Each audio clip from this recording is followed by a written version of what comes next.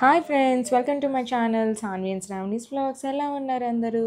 ముందుగా మీకు మీ కుటుంబ సభ్యులందరికీ కూడా హ్యాపీ సంక్రాంతి.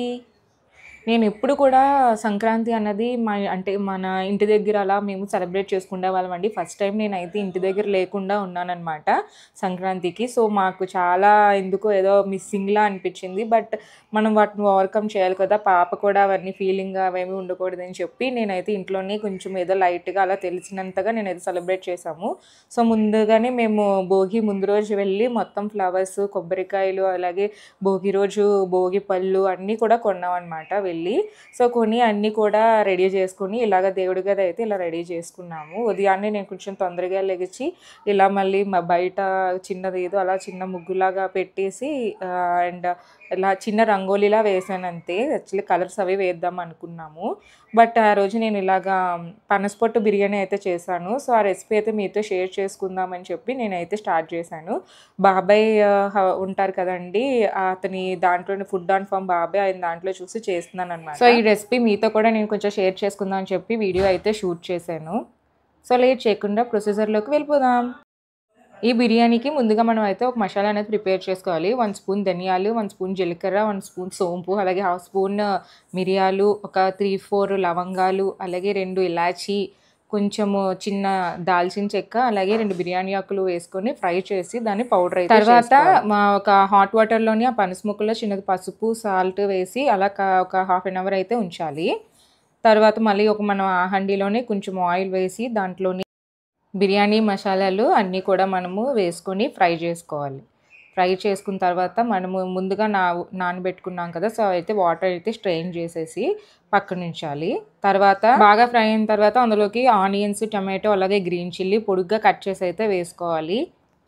ఇవి కొంచెం సాఫ్ట్గా అయిపోయాక అందులోకి మనం ముందుగా నానబెట్టాం కదా పనస ముక్కలు, అవి కూడా ఇందులోకి యాడ్ చేసేసి అలాగే వాటర్ వేసి మనం కొంచెం స్టార్టింగ్ మసాలా అనేది పౌడర్ చేసుకున్నాం కదా, అది కూడా ఇందులోని వేసి మనము ఫ్రై చేసుకోవాలి. ఆ మసాలా పేస్ట్ కూడా అది కొంచెం ఫ్రై అయ్యాక అందులోకి అయితే కొంచెం 1/2 టీ స్పూన్ పాలు, అలాగే కొంచెం పెరుగు అయితే యాడ్ చేసుకున్నాను.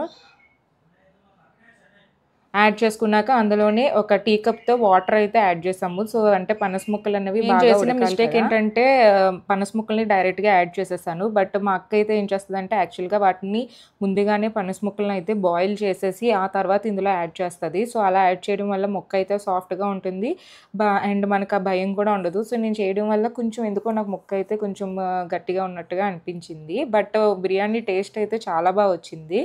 ఫెస్టివల్స్‌కి ఎప్పుడు రొటీన్‌గా కాకుండా సో ఎప్పుడైనా ఇలా కూడా మనం ట్రై చేసుకొని అయితే తినొచ్చు. వెజ్‌లో అయితే ఇదైతే మంచి రెసిపీ అనమాట. నాన్ వెజ్ బిర్యానీ లాగా ఉంది టేస్ట్ అయితే. తర్వాత నేనైతే అందులోకి 2 హవర్స్ నానబెట్టుకున్న బిర్యానీని అయితే యాడ్ చేసాము. సో 1 కప్ బాస్మతి రైస్‌కి 1 కప్ వాటర్ అయితే తీసుకున్నాను. సో మీరు ఎప్పుడైనా బిర్యానీ చేయాలనుకుంటే ఫస్ట్ మీరు లాంగ్ గ్రెయిన్ రైస్ అయితే తీసుకోండి.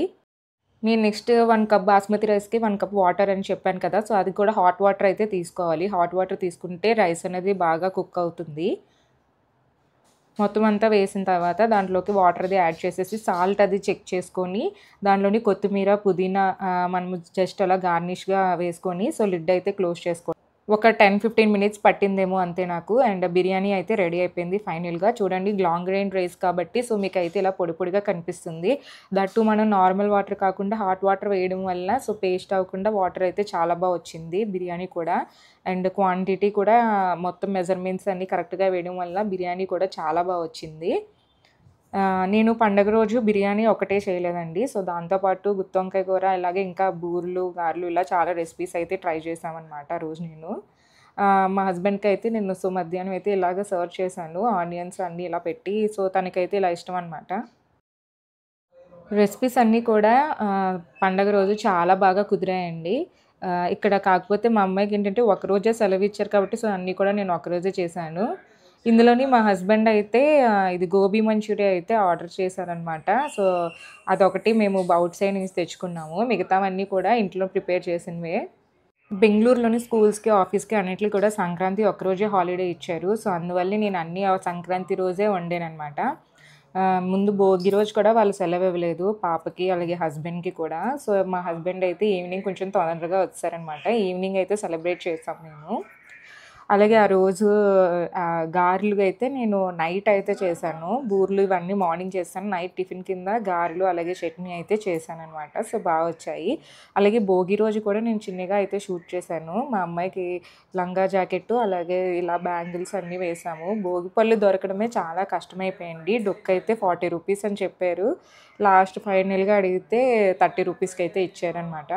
అండ్ నెక్స్ట్ ఏదో ఇంటి దగ్గర చుట్టుపక్కల పిల్లలతోటి ఏదో సింపుల్‌గా ఇలా నీట్‌గా అయితే చేసేసాము. మా పాప అయితే ఫుల్‌గా ఎంజాయ్ చేసింది. ఆ పైనుంచి వేస్తుంటే ఇంకా వీళ్ళ పిల్లలు కూడా వేసేస్తున్నారనమాట. మేము కూడా వేస్తామని చెప్పి. ఇక్కడ మా సైడ్ ఉన్న నైబర్స్ వాళ్ళ ఇంటికి రిలేటివ్స్ వస్తే సో, వాళ్ళు కూడా పిలిచామనమాట. జస్ట్ బ్లెస్సింగ్స్ అవి ఇస్తారని చెప్పి. సో, ఆవిడ కూడా కొంచెం చిన్నగా బ్లెస్సింగ్స్‌లా అయితే వేశారు. తర్వాత వీళ్ళు ముగ్గురు కూర్చొని ఒకళ్ళ మీద ఒకళ్ళైతే వేసుకొని అలాగా ఎంజాయ్ చేశారండి. సో, ఈ వ్లాగ్ మీకు బాగా నచ్చిందని అనుకుంటున్నాను.